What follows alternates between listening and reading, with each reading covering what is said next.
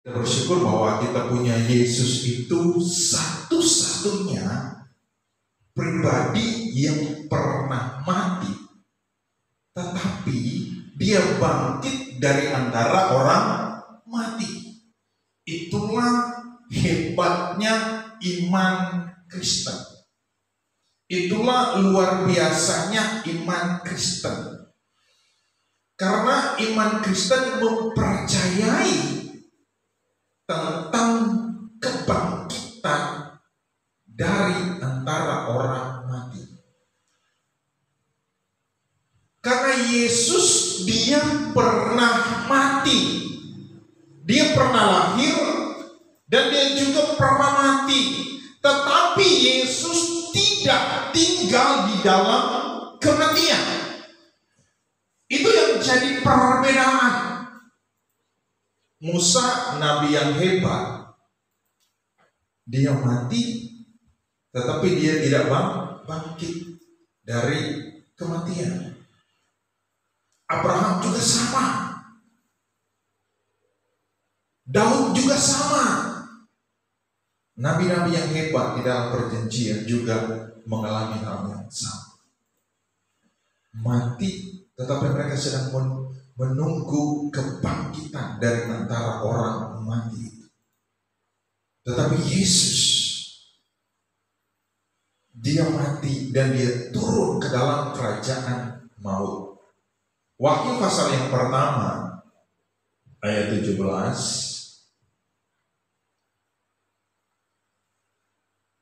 Wahyu pasal 1 ayat yang ke-17, firman Tuhan berkata begini. 17 dan 18 saya baca. Ketika aku melihat dia, tersungkurlah aku di depan kakinya, sama seperti orang yang mati. Tetapi ia meletakkan tangan kanannya di atasku, lalu berkata, jangan takut, aku adalah yang awal dan yang akhir. 18. Dan yang hidup, aku telah mati, namun lihatlah, aku hidup sampai selama-lamanya, dan aku memegang segala kunci maut dan kerajaan maut. Ketika manusia jatuh ke dalam dosa, ketika Adam dan Hawa mereka melawan Tuhan dengan melanggar perintah dan ketetapan Tuhan, sehingga mereka berdosa. Ketika mereka jatuh ke dalam dosa, maka maut berkuasa dalam kehidupan mereka. Nah, maut berbicara tentang kematian. Jadi ketika Adam dan Hawa mereka jatuh ke dalam dosa, maka maut mulai berkuasa dari zaman Adam itu. Ketika maut berkuasa, maka kematian juga mulai berkuasa dan masuk dalam setiap kehidupan manusia. Siapa yang pernah kita kenal itu orang yang hebat atau artis apa kayaknya, dan dia lahir dan dia nggak mati, atau ketika dia mati dia bangkit. Pernah dengar nggak? Nggak pernah ada kan? Nah, ketika manusia jatuh ke dalam dosa, manusia itu dikuasai oleh alam maut, dikuasai oleh raja yang berkuasa atas maut itu, yaitu iblis, yaitu setan. Dan semua manusia sedang menuju kepada satu tujuan, yaitu kebinasaan yang kekal. Sedang antri menuju kepada penghukuman yang kekal. Tetapi Allah berinisiatif untuk menyelamatkan manusia dari maut itu. Karena tidak ada satu manusia pun yang sanggup dan mampu untuk menyelesaikan maut itu, menyelesaikan kematian itu. Abraham tidak sanggup dan tidak mampu untuk menyelesaikan supaya orang yang percaya kepadanya tidak mengalami maut. Nggak sanggup. Musa juga tidak sanggup. Semua nabi-nabi pun juga tidak sanggup. Oleh karena itu, Allah dia berinisiatif. Dia mengutus firman jadi daging, jadi manusia untuk mengalahkan kuasa maut itu, untuk mengalahkan kuasa kematian itu. Karena Tuhan tidak akan pernah mati. Tuhan itu kekal. Karena Tuhan itu kekal, maka dia tidak akan pernah mati. Dia tidak akan pernah mengalami namanya kematian. Yang mati adalah kemanusiaan Yesus. Dan minggu kemarin kita merayakan, hari Jumat kemarin kita merayakan tentang kematian Yesus.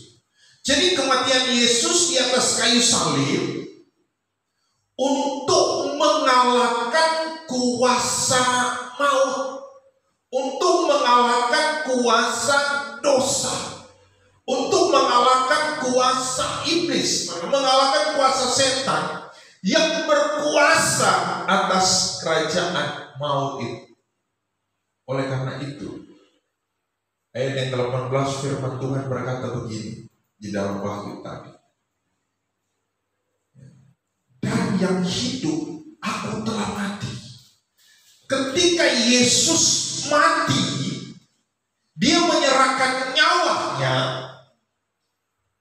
Ketika dia mati, maka dia turun ke dalam kerajaan maut. Dia turun ke dalam kerajaan dunia orang mati itu. Ketika dia turun ke dalam kerajaan dunia maut itu, pada hari yang ketiga, Yesus bangkit dari antara orang mati. Dan ketika Yesus bangkit dari antara orang mati, maka Yesus dia mengalahkan kerajaan maut itu. Ketika Yesus mengalahkan kerajaan maut itu, maka Yesus mengambil semua kunci maut dan kunci kerajaan maut. Jadi ketika manusia jatuh ke dalam dosa, kunci maut itu direbut oleh iblis dan dia bawa di dunia alam orang mati. Kenapa orang takut dengan kematian? Siapa yang gak takut dengan kematian? Contohnya begini, kalau sakit minum obat, itu namanya takut mati. Orang sakit minum obat supaya sembuh, supaya nggak mati. Benar nggak? Sakit. Yang ketika kita sakit, yang kita ingat siapa? Dokter atau enggak obat. Sakit. Mana obat apa ya? Nah, ini sakit perut nih. Sakit kepala, pusing. Mana obat apa? Sakit hati. Sakit hati ada obatnya enggak? Kalau sakit hati ada obatnya enggak? Nah, karena orang takut dengan namanya kematian. Sebenarnya orang-orang percaya, anak-anak Tuhan, nggak usah takut dengan kematian. Ya, apa yang kita takut dengan? Semua juga pasti akan mati kok. Mau mati sekarang, mau mati umur 15 tahun, 13 tahun, 11 tahun, sampai mau mati umur 70 tahun, 80 tahun, sama namanya tetap mati. Emang ketika kita umur 80 tahun kita nggak mati? Orang kalau udah umur 80 tahun, 80-90 tahun ditanya, yang menjadi kerinduan opa atau oma apa? Mati. Mati, ingin mati. Udah tua, kenapa? Kenapa ditanya? Kenapa ingin mati? Dia capek hidup kok. Capek hidup. dulu minum suplemen gitu, biar umur panjang. Ketika umur panjang udah capek hidup, semua teman-temannya udah mati semua, tinggal dia yang nggak mati-mati. Saya belum mati, pengen mati tapi nggak mati-mati. Itu manusia. Ketika sakit takut mati, tapi ketika umur panjang pengen mati nggak mati-mati. Tapi kita bersyukur bahwa kenapa orang takut mengalami kematian? Satu, jadi jawabannya adalah karena mereka nggak tahu ketika mereka mati mereka mau kemana. Ya kan? Takut mati karena ketika mereka mati mereka mau kemana nih? Karena mereka nggak punya alamat yang jelas, nggak punya tujuan yang jelas. Ketika mereka mati, mereka ke surga atau neraka. Nggak tahu. Tetapi kita, justru itu Yesus dia datang menjadi sebuah alamat yang jelas. Nah, oleh karena itu saat ini saya membahas tentang kemarin kan Jumat Agung, kuasa kematian Yesus bagi orang yang percaya. Sekarang saya berbicara tentang kuasa kebangkitan Yesus bagi orang yang percaya. Nah, orang yang percaya kepada Yesus, karena banyak juga orang hanya sekedar percaya, tetapi tidak menjadikan Yesus sebagai Tuhan dan Juru Selamat. Nah, orang yang tidak menjadikan Yesus sebagai Tuhan dan Juru Selamat, dia hidup di dalam keraguan, meragukan Tuhannya, meragukan keselamatannya, meragukan akan pengampunan dosa, meragukan akan kuasa Tuhan, meragukan kasih Tuhan, meragukan kesetiaan Tuhan, meragukan kebaikan dan pertolongan Tuhan. Nah, orang yang percaya akan kuasa kebangkitan Yesus. Karena di sini dikatakan begini. Dan yang hidup, aku telah mati, namun lihatlah aku hidup sampai selama-lamanya.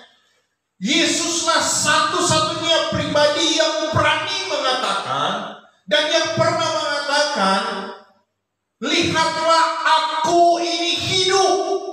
Aku pernah mati, tetapi sekarang aku hidup. Dan hidupnya sampai selama-lamanya. Kalau berbicara tentang selama-lamanya itu berapa tahun? Jawab. 1000 tahun kah? 10.000 tahun kah? 1 juta tahun kah? Atau berapa? Nah, kalau selama-lamanya berarti tidak terhitung, tidak terhingga. Namanya selama-lamanya, kekal. Nggak ada ruang, nggak ada waktu. Dan dia katakan begini, Yesus ngomong begini. Dan aku memegang segala kunci. Orang yang percaya akan kuasa kebangkitan Yesus diberikan kunci. Nah, kalau kita misalkan dipercaya oleh Bapak Presiden dan dia kasih kita kunci istananya, wah, kira-kira gimana? Senang kan? Kasih kita kunci istananya. Ini kamu pegang kunci. Berarti kan dikasih dikasih jam, dikasih materai, dikasih surat kuasa gitu oleh Bapak Presiden. Ini kapanpun kamu mau ke istana, kamu mau makan apapun di sana, semua itu tersedia. Senang gak kita? Senang dong kita dikasih. Namanya dikasih kunci istana. Tuhan kasih kunci ke kita nggak mau ambil. Kalau kunci istana presiden, Indonesia hanya terbatas kepada Indonesia. Tapi Tuhan kasih kita kunci kerajaan surga. Ya. Kunci kerajaan surga itu. Dan Tuhan anugerahkan bukan kepada semua orang. Ya. Hanya kepada orang-orang tertentu yang mau ambil itu. Orang tertentu maksud saya begini. Kepada orang-orang yang mau percaya. Kepada orang-orang yang mau menjadikan dia sebagai juru selamat. Gitu. Nah, orang-orang tersebutlah diberikan kunci. Kunci kerajaan surga. Kunci kuasa. Kunci pengetahuan. Kunci hikmat. Nah, orang yang percaya kepada kuasa kebangkitan Yesus dari antara orang mati diberikan namanya satu kunci pengharapan. Pengharapan akan hidup ini maupun hidup yang akan datang. Kita memiliki sebuah pengharapan yang pasti bahwa orang-orang yang hidup di dalam Yesus dia akan mengalami namanya kebangkitan dari antara orang mati. Itulah kunci pengharapan. Dan kunci pengharapan itu selama-lamanya. Selama kita menjadikan Yesus sebagai juru selamat, maka pengharapan untuk hidup di dalam kekekalan itu pasti. Itu yang pertama. Dan juga kita kunci pengharapan itu juga diberikan oleh Tuhan selama kita hidup di muka bumi ini. Dan kita berharap sepenuhnya bahwa Yesus yang kita sembah, dia tidak akan pernah meninggalkan kita. Kalau kita berharap kepada Tuhan dan kita percaya bahwa dia tidak akan pernah meninggalkan kita, maka dia tidak akan pernah meninggalkan. Kalau kita berkata bahwa Engkau Tuhan yang setia, yang tidak akan pernah mengecewakan kita, dia tidak akan pernah mengecewakan. Dia kasih kita kunci itu. Mau gak kita terima? Mau gak kita pegang? Mau gak kita ambil? Nah, Matius pasal yang ke-16 ayat 19.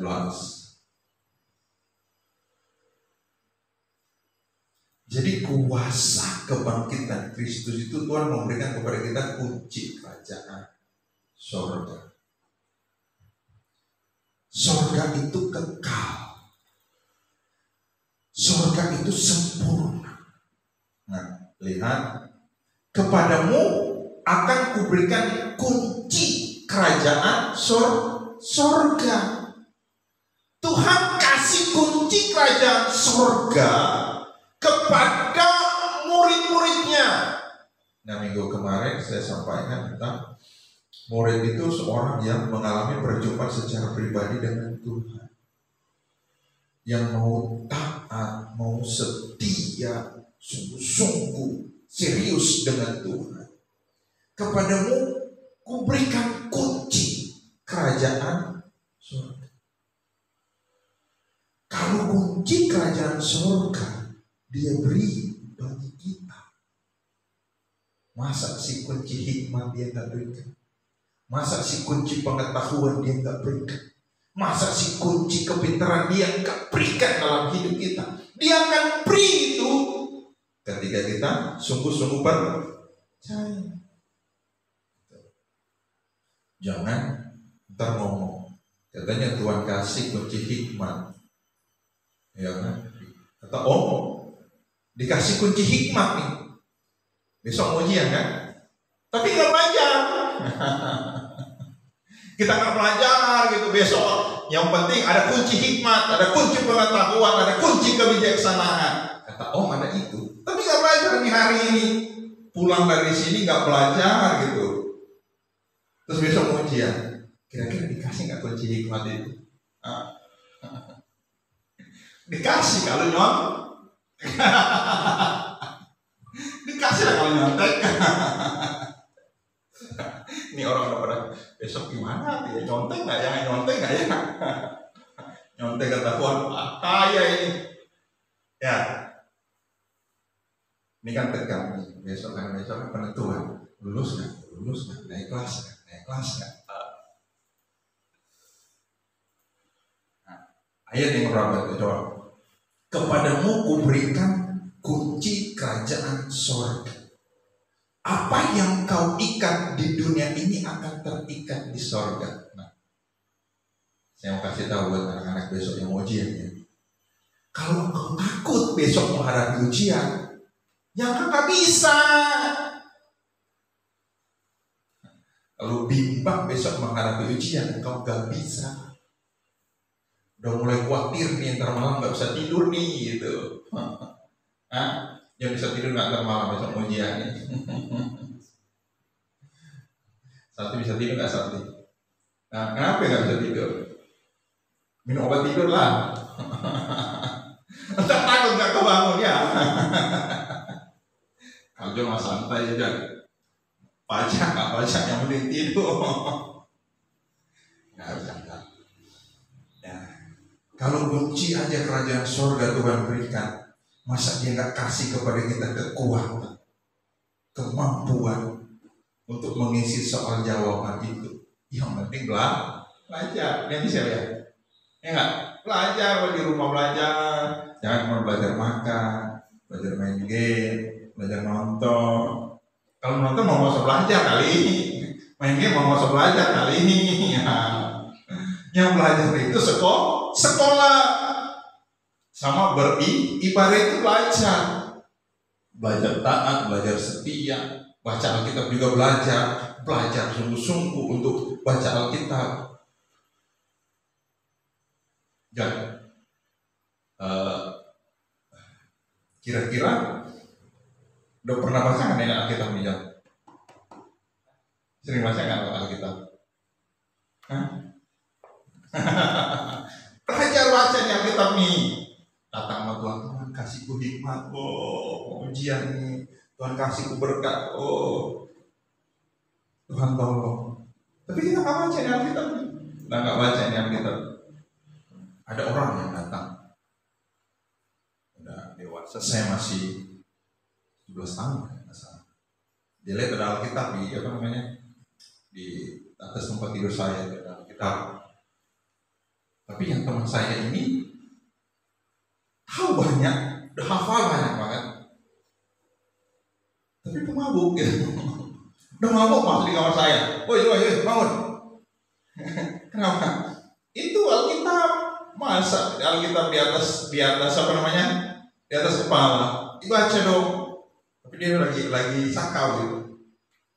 Nah, coba kamu baca ini di kitab ini tertulisnya ini begini. Mati saya. Benar nih, ini mabuk kasih tahu orang yang nggak tahu gitu. Lagi mabuk nih ya. Benar. Coba kamu baca. Iya, benar ya. Terus apa lagi? Coba kamu buka ini. Mati saya, dia mabuk atau saya yang mabuk gitu.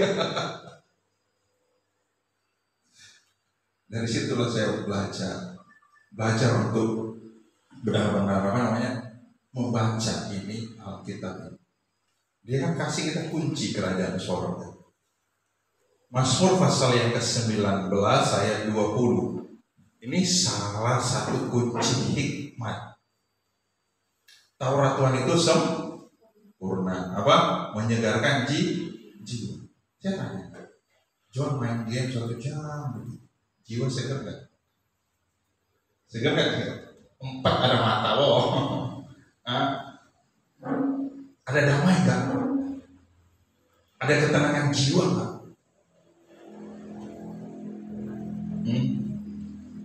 Tapi lihat firman Tuhan itu menyegarkan jiwa.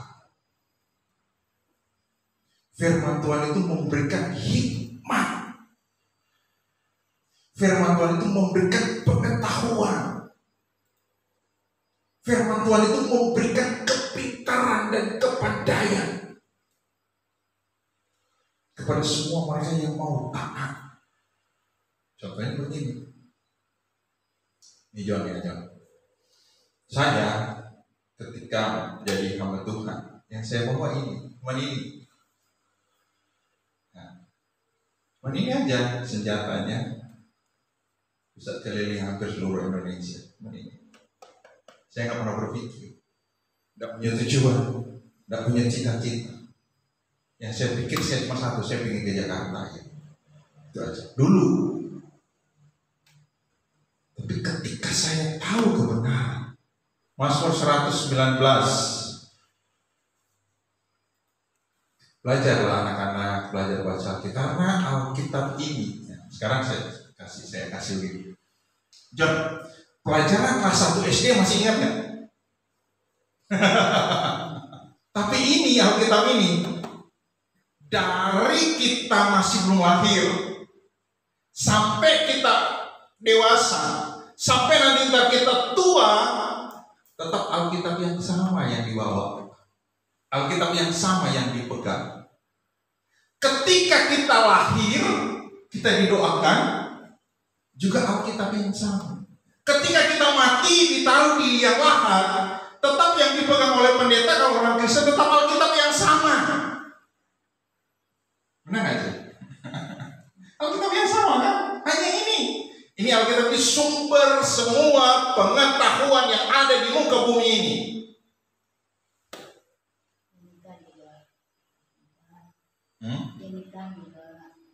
Semua ya. Semua pakai ini Alkitab. Ketika saya ada di pesawat, saya bilang begini, Tuhan, Engkau ajaib ya. Saya hanya bawa, inilah pedang hamba Tuhan, pedang seorang pendeta ini. Cuman ini sama baju. Tapi yang paling utama ini. Nah, ketika kita mengasihi firman Tuhan, kita mencintai firman Tuhan, kita mau merenungkan firman Tuhan, kita gak usah takut dengan hidup ini. Kita gak usah khawatir dengan masa depan kita. Karena masa depan kita dirancang oleh Tuhan itu sempurna. Kenapa saya bilang sempurna? Surga aja dia rancang buat kita untuk kita tinggal di sana. Masa depan hidup perekonomian kita, masa depan pendidikan kita, karir kita ke depan nggak diperhatikan oleh Tuhan.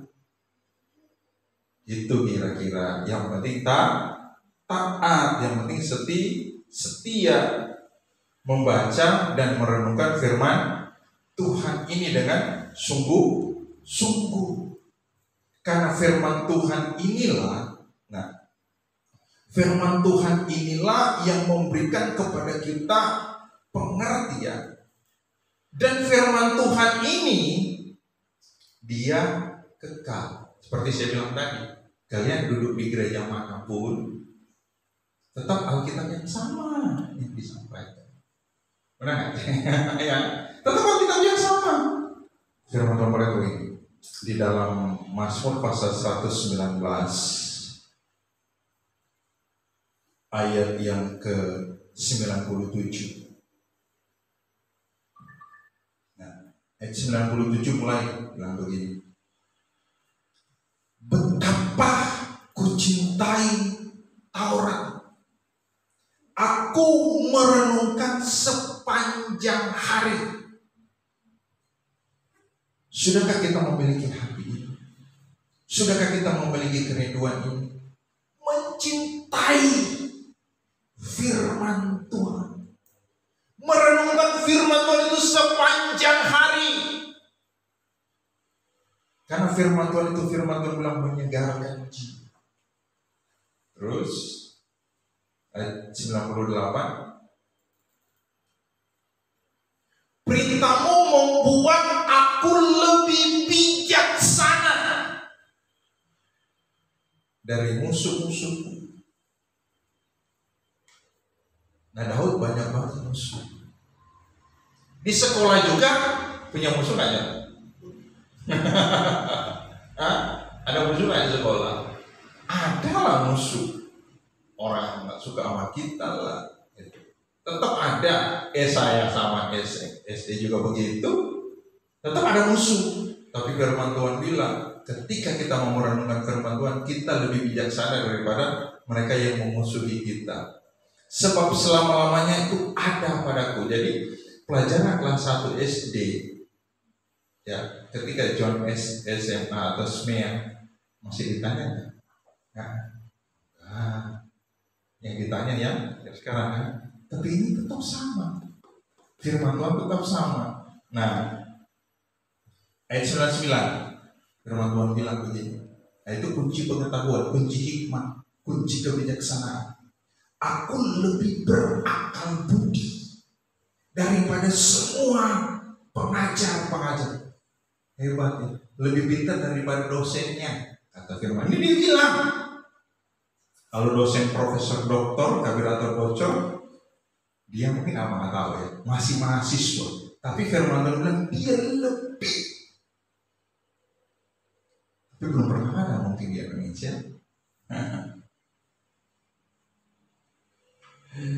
Kecuali yang nemuin lampu ini di sekolah nggak pinter. Dosen yang ngajarin juga dia nggak ngerti. Dia bisa bikin. Dosennya nggak bisa bikin. Profesor doktor yang ngajarin dia nggak bisa bikin, dia bisa bikin. Nah, ya kan? Nah, firman Tuhan bilang begini, aku lebih berakal budi dari semua pengajar. Jadi dari semua guru-gurunya, dosen-dosennya, dia bijaksana, dia lebih pintar, dia lebih berakal budi. Mau nggak kita seperti itu? Kalau kita mau seperti itu, renungkan firman Tuhan siang malam. Baca Alkitab sebanyak mungkin yang kalian bisa baca. Renungkan sebanyak mungkin yang kalian bisa baca. Karena begini, ketika John main game ya, terus ketika ada dalam tekanan hidup, ada masalah, ada pergumulan, hatinya nggak tenang, tiba-tiba dia bilang begini, marilah kepadaku hai Job yang letih lesu, aku mau berikan kelegaan. Kalau bukan Tuhan yang ngomong begitu. Jadi semakin kita mau mencintai firman Tuhan, ketika jiwa kita lagi gersang, karena memang kadang jiwa kita memang lagi kosong hampa, kok seperti ini yang kita alami. Datang ke Tuhan kasih ketenangan jiwa. Tuhan isi ruang kita yang kosong itu. Karena itulah kunci. Firman Tuhan berkata begini, aku lebih mengerti daripada, dia lebih mengerti daripada orang tuanya, kata firman Tuhan bilang. Ayat 100 John. Tadi dia bilang dia lebih pintar dari musuh-musuhnya, dia lebih pintar daripada semua dosen-dosennya. Nah ini bahaya nih, saya ngomong salah kan. Dia bilang begini, aku lebih mengerti daripada orang-orang tua. Jadi dia lebih mengerti, dia lebih paham, dia lebih tahu. Karena apa? Sebab aku merenungkan kitab-kitab. Jadi firman Tuhan itu adalah kunci semua ilmu pengetahuan. Kalau kalian mau belajar, kalau kalian mau serius membaca dan merenungkan firman Tuhan, Tuhan kasih kita kunci pengetahuan. Nah, kunci pengetahuan itu ada di sini, ada di dalam Alkitab sini. Mau belajar bertani ada di sini, semuanya ada di sini, gak ada yang ada di sini. Nah, karena semua Tuhan cintai buat manusia untuk belajar. Contohnya begini. Waktu zaman dulu kan memang ada ilmu pengetahuan. Waktu zaman bangsa Israel ada ilmu pengetahuan kan? Tapi kenapa mereka bijaksana? Kenapa mereka begitu pintar? Nah, sama Daud ada pengetahuan, ada elektronik, boro-boro sama Daud. Ini dia yang tulis ini. Dia bilang dia lebih pintar, lebih bijaksana. Karena apa? Karena aku merenungkan firman-Mu, aku merenungkan kitab-kitab. Kalau mau berhasil dalam hidup, dalam perjalanan hidup, mau berhasil dengan masa depan, baca firman Tuhan, renungkan firman Tuhan siang dan malam, maka Tuhan menyertai kita. Tuhan memelihara kita. Dia tidak akan tinggalin kita. Dia tidak akan permalukan kita. Karena tadi firman Tuhan berkata, jadi kuasa kebangkitan Yesus bagi orang yang percaya, dia diberikan kunci pengetahuan. Dia diberikan kunci hikmat. Dia diberikan kunci kepintaran. Dia diberikan kunci semua pengetahuan. Baik pengetahuan umum, terutama mengerti tentang Tuhan, memahami Tuhan, mengenal Tuhan dengan benar. Ayat 101. Nah, ayat 101 bilang begini, terhadap segala jalan kejahatan aku menahan kaki. Orang yang memiliki kunci pengetahuan itu, dia takut melakukan kejahatan. Contohnya besok nih, nyontek itu kejahatan. Nyontek takut. Mau nggak mau, suka nggak suka, nggak tahu tetap nyontek. Tapi kalau tahu kebenaran, menyontek nggak? Nah, firman Tuhan, terhadap segala jalan kejahatan, aku menahan apa? Kakiku, supaya aku berpegang pada firman-Mu. Jadi kadang ada banyak kejahatan yang datang dalam hidup, ditawarin, ya udahlah nggak tahu, udah nyontek aja, itu teman-teman kan nyontek juga, sama wah. Juga kena marah semua, nggak lulus semua juga, yang penting nyontek gitu. Tapi firman Tuhan bilang apa? Ayat selanjutnya, aku tidak menyimpang dari hukum-hukum, sebab engkaulah yang mengajar aku. Jadi ketika kita belajar kepada Tuhan, Tuhan saya nggak tahu, saya nggak ngerti, saya nggak paham, tapi saya mau belajar, saya mau setia, saya mau sungguh-sungguh, saya mau serius dengan Tuhan. Tuhan bilang dia sumber segala kebenaran, dia sumber segala pengetahuan. Ayat 103, betapa manisnya janjimu itu bagi langit-langitku, lebih daripada madu bagi mulutku. Firman Tuhan itu dia menyegarkan jiwa, memberikan ketenangan hati, memberikan ketenangan pikiran, memberikan ketenangan hidup. Firman Tuhan juga dia menguatkan hati, meneguhkan hati, meneguhkan hidup. Ketika kita sungguh-sungguh mau datang kepada Tuhan Yesus Kristus. Yang buka Efesus 1 ayat 3 John. Saya akhiri dengan ayat ini, kita berdoa. Firman Tuhan bilang apa? Terpujilah Allah dan Bapa Tuhan kita Yesus Kristus, yang dalam Kristus telah mengaruniakan kepada kita segala berkat rohani di dalam surga. Jadi diberikan kunci berkat rohani di dalam surga, diberikan oleh Tuhan bagi kita yang sungguh-sungguh percaya akan kuasa kebangkitan Kristus, memberikan kepada kita pengharapan. Kalau berkat di surga aja Allah limpahkan di dalam hidup kita lewat Kristus Yesus, apalagi berkat secara materi, berkat jasmani, berkat pengetahuan, berkat kepintaran, berkat kepandaian, berkat semua telah disiapkan oleh Tuhan bagi kita yang mau taat, setia, sungguh-sungguh dengan Tuhan, mau membaca dan merenungkan firman Tuhan siang dan malam. Maka semua berkat rohani Allah curahkan, Yesus berikan, Yesus limpahkan bagi kita yang mau sungguh-sungguh dengan Tuhan.